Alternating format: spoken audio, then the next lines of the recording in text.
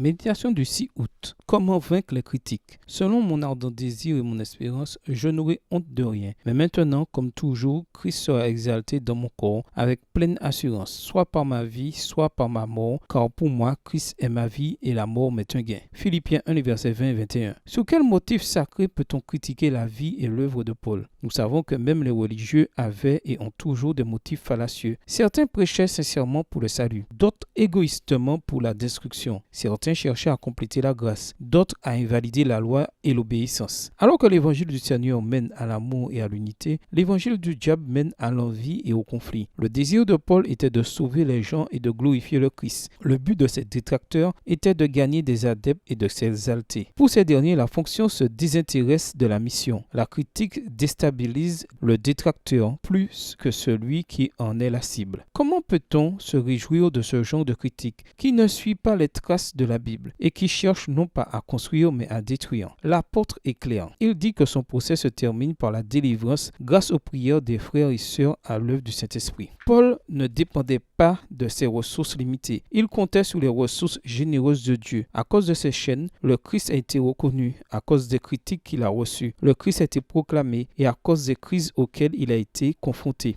le Christ a été magnifié. L'apôtre était plus préoccupé par le corps du Christ que par son propre corps. Il semble ostentatoire et orgueilleux de dire que nous allons magnifier le Christ.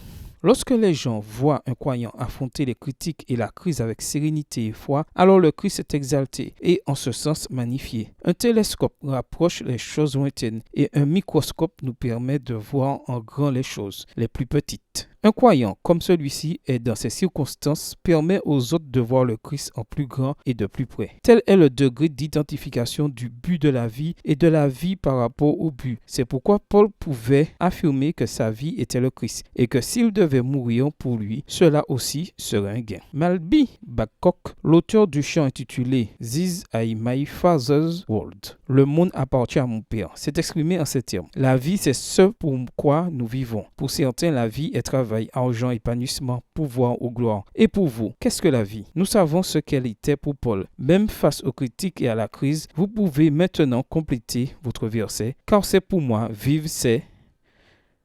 Bonne journée et que le Seigneur vous bénisse.